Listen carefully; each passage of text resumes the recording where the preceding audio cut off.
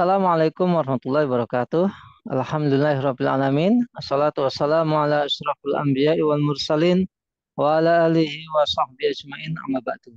Pemirsa Khilafanus yang dirahmati Allah, jumpa lagi dengan program kesayangan kita yakni Kabar Petang. Hari ini kita akan membahas tema-tema terkini dengan narasumber yang kredibel tentu saja dari sudut pandang Islam. Inilah Kabar Petang selengkapnya.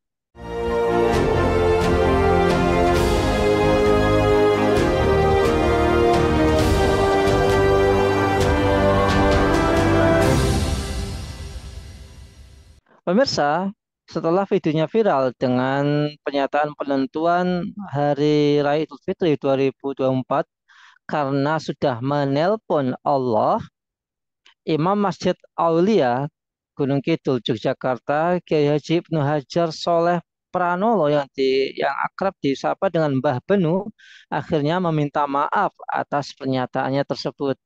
Sebelumnya di video tersebut, Mbah Benu mengaku penentuan Hari Raya Idul Fitri 2024 ditetapkan setelah dirinya menelpon Allah, sehingga para jamaah pun melaksanakan sholat Idul Fitri 2024 pada hari Jumat 5 April 2024.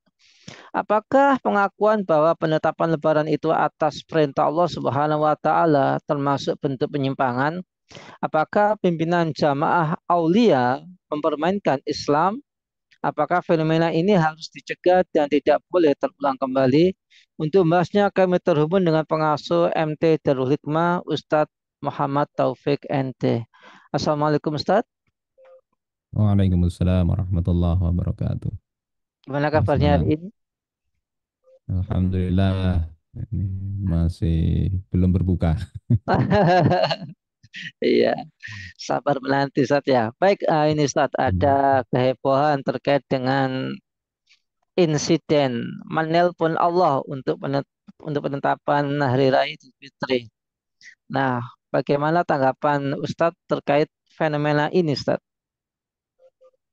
Nggih, itu kalau kita baca berita terbaru kan kata yang bersangkutan itu bukan makna hakiki menelpon, yang kemudian para netizen kan bertanya minta nomor teleponnya Allah.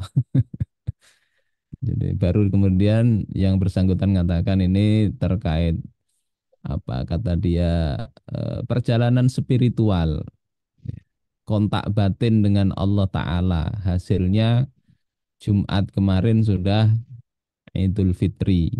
Nah begitu ya. Jadi meralat pernyataan beliau sendiri. Nah terus bagaimana ini dari sisi hukum syariat ya.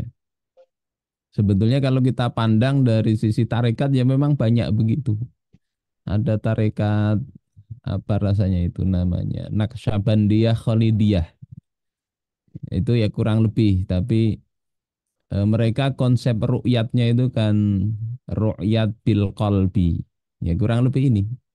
Jadi hilal itu ya tidak dilihat dengan mata tapi dengan hati, ya, dapat wangsit, ya, dapat bisikan ini sudah Idul Fitri atau belum. Di latar belakangnya itu mungkin sealiran atau bagaimana, yang jelas konsepnya sama. Kalau ditelusuri lebih jauh lagi, ini sebetulnya kan pengaruh filsafat, bahkan filsafat sebelum Nabi Isa itu ya. Ada filsafat tentang materi dan ruh ya, yang berpandangan kalau orang itu levelnya mau tinggi harus bisa meninggalkan dunia materi, dunia madah. Ya, semakin tinggi aspek ruhnya, dia harus semakin lepas dari sisi materi. Sehingga begitu juga terkait dengan konsep pengetahuan. Akhirnya tidak mau lagi pakai panca indera kalau sudah merasa sampai sampai di sini. Istilah lainnya nanti kasyaf. Kalau sudah kasyaf tidak perlu lagi. Nah, kemudian hal-hal begitu banyaklah beredar di masyarakat. Ada kisah misalnya di masyarakat itu untuk melihat penentuan arah kiblat itu tidak perlu pakai kompas. Cukup lihati jubahnya kiai aja disorotkan itu kelihatan Ka'bah di sana, ya itulah arah Ka'bah. Nah, hal-hal begitulah masih banyak di tengah masyarakat kita. Jadi tidak aneh ya, di masyarakat ada yang dianggap kasyaf, kemudian seaneh apapun itu akan ada saja yang ngikutin. Ya gitu. Baik, Ustadz, bagaimana tanggapan Ustadz merespon tokoh panutan mereka, yakni Raden Ibnu Hajar Pranowo alias Mbah Kun yang menelpon Allah? Apakah tergolong ya praktek agama yang bisa dikatakan menyimpang, Ustadz? Kalau nelpon kan nggak apa-apa ya, tapi ini masalahnya siapa yang ditelepon kan gitu ya. Oke, kalau masalah nelpon saya rasa sudah clear ya, kita terima aja klarifikasi dari Mbah Benu itu. Maksudnya perjalanan spiritual dia, ndak pakai alat komunikasi. Nah, masalahnya sendiri ini kan bicara hukum syariat. Bicara hukum syariat itu mestinya mengikuti syariat, bukan mengikuti oh ini merasa tinggi spiritualnya, kasyaf, kemudian mentang-mentang begitu hukum syariat ditabrak. Rembulan masih kelihatan, bulan tua kemudian karena sudah kasyaf ini hakikatnya sudah tanggal 1 padahal baru tanggal 27. Nah ini kan masih kelihatan hilalnya, bukan hilal ya, bulan tuanya masih kelihatan sudah hari raya. Ini gimana begitu itu. Nah kalau mau bicara tasawuf itu kan ada itu tasawuf, misalnya kitabnya Imam Az-Zarruq ya, mursyidnya tarekat Syadziliyah. Beliau katakan di dalam kitabnya itu apa? Soha ingkarul faqih ala sufi. Soh atau boleh orang ahli fikih itu mengingkari ahli tasawuf. Kalau memang betul itu ahli tasawuf ya. Walam yasih ingkarus sufi alal faqih. Tetapi orang sufi tidak boleh mengingkari orang ahli fikih. Walazimar ruju' minat tasawuf lil fikhi fil ahkam wal haqa'iq. Dan wajib mestinya merujuk kepada fikih ya, dalam urusan hukum dan hakikat-hakikat sesuatu. Kaidah orang ahli tasawuf itu mestinya begitu. Masih cetoy elo bulan apa tanggal tua itu masih kelihatan kok sudah Idul Fitri. Walaupun itu ada merasa kasyaf, dapat bisikan, maka itu bisikan kalau menurut Syekh Abdul Wahab Asy'arani itu bisa jadi masuk bisikan setan. Ya. Al-Kashfus Syaitoni. Misalnya kita kok bisa tiba-tiba tahu ini orang tetangga sebelah sedang masak apa, sedang apa perilakunya, padahal tidak ada CCTV, tidak ada apa, kok kita bisa melihat itu kasyaf syaitoni. Harus banyak istighfar. Ya, jadi kalau Mbah Benu begitu, ya mungkin perlu banyak istighfar. Kalau memang dia itu memang ngerti tasawuf, ngerti fikih, merasa kasyaf, ya perlu banyak istighfar. Termasuk kita juga istighfar juga, karena banyak juga kita tidak melihat saudara kita di Gaza begitu, kita merasa santai aja, ini istighfar juga. Jadi prinsipnya seperti tadi. Tidak bisa dengan alasan kasyaf, itu langsung dipakai. Nggak. Itu karena kasyaf bisa jadi dari setan tadi, merasa kasyaf. Yang kedua, kalau dari sisi merasa ini karena spiritualismenya tinggi, maka orang yang paling tinggi nilai spiritualitasnya, ya, paling hebat itu Rasul. Ya. Kalau tidak percaya ini berarti keluar dari Islam itu. Merasa lebih hebat dari Nabi. Insya Allah sepakat ya. Yang paling tinggi spiritualitasnya itu adalah Rasul. Bisa dapat wahyu dari Allah. Bahkan ketemu Allah dalam perjalanan Mi'rajnya. Tetapi Rasul yang demikian itu menyeru kepada umatnya. Innama syahru tis'un wa ishruna. Misalnya dalam riwayat Imam Muslim, satu bulan itu ada 29 hari. Falah tasumu hatta tarauhu. Maka janganlah kalian puasa hingga melihat melihat hilal itu. Wala tuftiru hatta tarauhu. Jangan kalian berbuka hingga kalian melihat bulan, yakni hilal Syawal. Fa in ghamma 'alaikum faqturulah. Kalau tertutup awan, maka kadarkanlah. Jadi ini jelas ini. Berarti ru'yahnya bukan bil qalbi tapi bil fi'li, real. Karena yang dilihat awan menutupi hilal, maka kadarkanlah. Apa yang maksud dikadarkan itu bisa diambil di hadis riwayat Imam Bukhari misalnya sabda Rasul sumu li ru'yatihi wa aftiru li ru'yatihi. Puasalah kalian karena melihat hilal. Berbukalah ya karena melihat hilal. Fa in ghubbiya 'alaikum atau dalam riwayat yang lain fa in ghumma 'alaikum, jika tertutup hilal itu atas kalian. Kemudian beliau katakan fa'akmilu iddata sya'bana thalathina yauman. Maka genapkan bulan Sya'ban itu 30 hari. Jadi ini metode yang Rasul sendiri ahli spiritual ya. Yang paling tinggi ya Rasul. Tapi beliau nyuruh melihat. Dan tidak sekedar itu beliau pernah ketinggalan informasi. Orang Badui pagi-pagi sudah menjelang siang datang kepada Rasul, kami melihat hilal. Kemudian diminta oleh Nabi untuk bersaksi, bersumpah. Maka beliau kemudian setelah terpenuhi syarat-syarat kesaksian itu beliau terima dan berbuka walaupun sholat idnya besok. Artinya apa? Beliau tidak kemudian, oh ini karena sudah tanya Jibril atau apa, enggak. Tapi memang itu masyarakat yang disuruh. Beliau sendiri tidak ngerti waktu itu hilal sudah terlihat, tapi diberitahu oleh masyarakat yang melihat itu. Ya syariatnya begitu. Kalau ada ikhtilaf-ikhtilaf yang bisa kita tolerir itu kan ya metode ru'yatnya ada berapa jenis, itu ada ikhtilaf tidak masalah. Ya. Kemudian ada hisab, yaitu masalah yang bisa ditolerir. Tapi kalau ru'yat bil qalbi ini ya memang di sebagian kalangan tasawuf ada begitu. Ya kita apa namanya sikapnya ya kita jelasin ini tidak tepat, ya, tidak tepat begitu. Pemerintah juga mestinya punya penjelasan itu. Yang lebih penting lagi dididik masyarakat. Nggih begitu. Baik, Ustadz, diketahui di Indonesia ini aliran sesat memang cukup banyak bermunculan.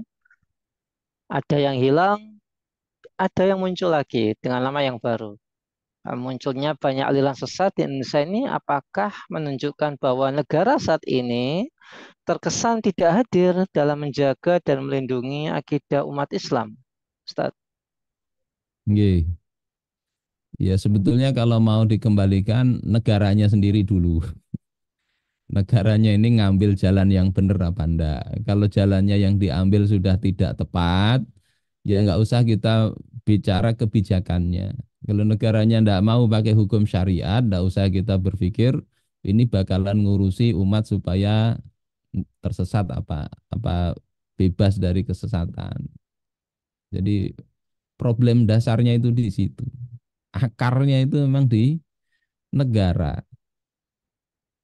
Nah, kewajiban negara, imam itu mestinya kan bertanggung jawab terhadap urusan rakyatnya, ya, memberikan nasihat yang baik, mencintai rakyat.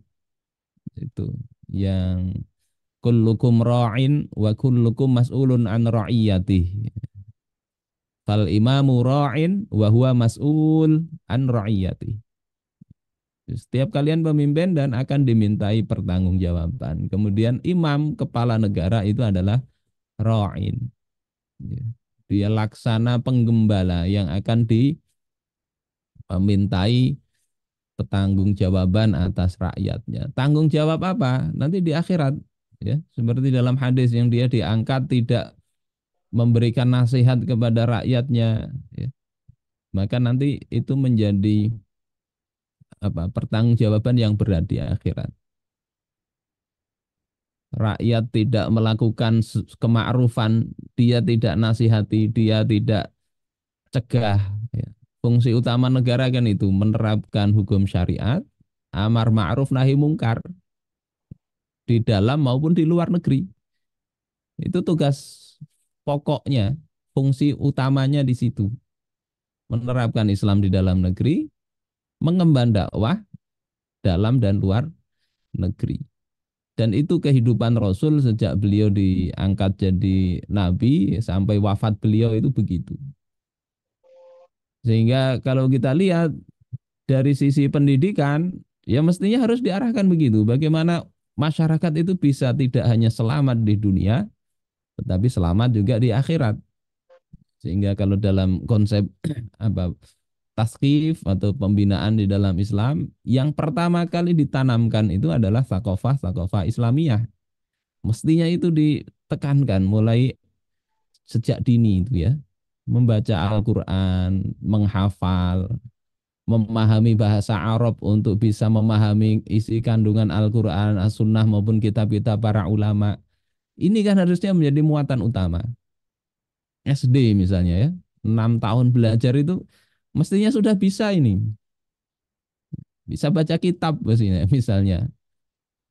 Kalau madrasah dahulu itu Nahu, sorof, jurumiyah, awamil itu sudah diajarkan di tingkat ibtida. Nah sekarang ini level sanawiyah selesai lulus belum bisa baca kitab. Jangankan baca kitab, baca Al-Quran kadang tidak bisa.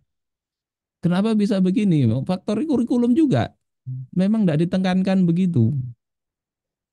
Ini kadang kita yang apa ya rasa hati ini gimana itu.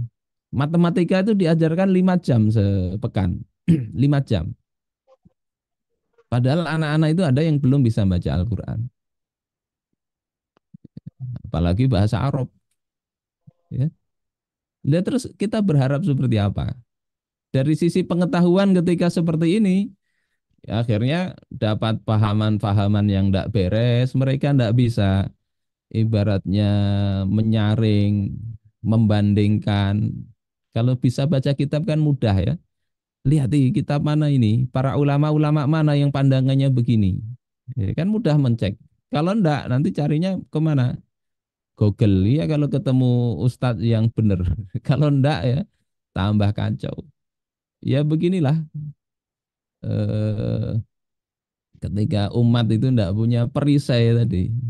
Perisai untuk kehidupan mereka. Gitu mungkin Ustadz. Jadi Baik, kayak malah curhat ini. iya, saking banyaknya masalah kita saling curhat gitu ya. Nah, kira-kira Ustadz, bagaimana cara Rasulullah Muhammad SAW dalam menangani aliran-aliran yang menyimpang ini, Ustadz? Oke. Ya beliau pertama taujih itu jelas ya. Pengarahan, pembinaan itu kan sudah dilaksanakan hal mendasar itu. Ya, pendidikannya sudah beres ya masyarakat itu secara umum taruhlah orang ini tidak tapi pinter tapi dia pasti mengerti tentang Islam. Nanti kebijakan juga begitu. Ya, orang mau berdagang ngerti mestinya hukum muamalah itu diterapkan begitu dan hukum yang dipakai memang hukum Islam sehingga mau ndak mau sukarela atau terpaksa sadar apa ndak mereka itu hidup dicelup dalam celupan Islam seperti itu. Nah, terus penyimpangan ya tetap ada. Orang-orang yang baik itu penyimpangan karena memang tidak mengerti atau terprovokasi oleh orang-orang yang memang menginginkan adanya penyimpangan itu. Nah, kalau beliau tegas ada masjid yang memang dibikin untuk membuat onar begitu. Yang kalau dalam Al-Quran ada masjid diror, maka beliau beri tindakan yang tegas untuk menjaga Islam begitu. Jadi bisa dihukum, bahkan dihukum. Masuk dalam bab takzir ketika itu memang sengaja. Kalau tidak tahu cukup diberitahu. Ya. Ada pada masa Khalifah Umar bin Abdul Aziz, seorang wanita. Dia berhubungan seksual dengan budak laki-lakinya. Ini kan sebetulnya tidak boleh. Akan ditangkap, dihadapkan kepada beliau. Negara harus punya peran di sini. Enggak kemudian ada satu wanita punya dua lelaki di mana itu Jawa Barat itu. Harusnya itu diselesaikan. Ini wanita berhubungan dengan budaknya dihadapkan. Kemudian kata wanita ini kan enggak apa-apa, ya, enggak apa-apa. والذين هم لفروجهم حافظون إلا على أزواجهم أو ما ملكت أيمانهم فإنهم غير ملومين. Nah, rakyatnya pintar juga wanita ini pakai dalil ayat itu. Orang-orang yang menjaga kemaluannya kecuali kepada istri-istri mereka atau budak-budak yang mereka miliki. Lah ini budakku. Khalifah Umar bin Abdul Aziz agak ini juga ya. Ini gimana ini? Akhirnya kan ada orang alim. Untung ada orang alim waktu itu kan ya. Kalau tidak ada orang alim, oh ya betul ya itu ayat Al-Quran dipakai. Rusak. Akhirnya dijelasin ayat itu untuk suami punya budak. Ya, budaknya ini bukan istri orang, maka boleh begitu. Ya, nanti punya anak namanya Umul Walad. Ya.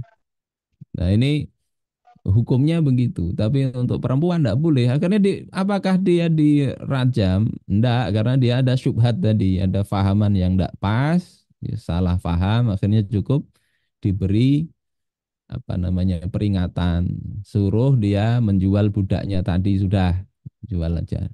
Karena kalau masih nanti bisa jadi kejadian lagi. Jadi fungsi negara sampai urusan begitu mesti diurusi, ya. Gitu mungkin Sat. Sekarang ini Baik. sebetulnya yang kalau kita lihat pelanggaran yang berat banyak itu kan orang tidak sholat, tidak puasa. Kita kadang merasa ini tersesat ini karena Mm-mm. apa namanya kayak tadi itu. Tapi orang tidak puasa, tidak sholat, nah, seolah-olah tidak tersesat. Itu tersesat itu. Di Al-Quran fa khalafa min ba'dihim khalfun adha'us shalah wa taba'us syahawat fasaufa yalqauna ghayy. Kemudian datanglah generasi setelah mereka itu yang mereka itu menyia-nyiakan sholat dan menggampangkan apa menuruti syahwat, maka kelak mereka akan menemui kesesatan. Ghayya itu dalam sebagian ahli tafsir mengatakan wadin fi jahannam, satu lembah di neraka jahannam. Ini juga hal yang mesti jadi perhatian. Tapi kan sekarang enggak lah. Ya. Enggak sholat pun nilai akidah akhlak itu bisa dapat 9 di rapot. Ya gitu kan Ustaz.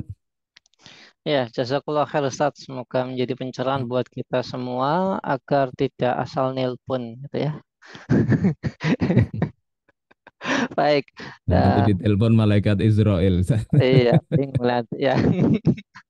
Baik Ustaz, Masya Allah, jazakallah khair atas Ya, penjelasannya dapat dan semoga jazakallah. Ustaz Hafiz keluarga senantiasa dalam perlindungan Allah dan keluarga beliau dijadikan keluarga yang sakinah mawaddah warahmah. Amin ya rabbal alamin. Ini. Baiklah pemirsa, khilafan yang dirahmati Allah. Demikianlah bincang-bincang kita dalam program Ngabar Petang pada kesempatan hari ini. Jangan lupa untuk subscribe, like, dan komen, share sebanyak-banyaknya.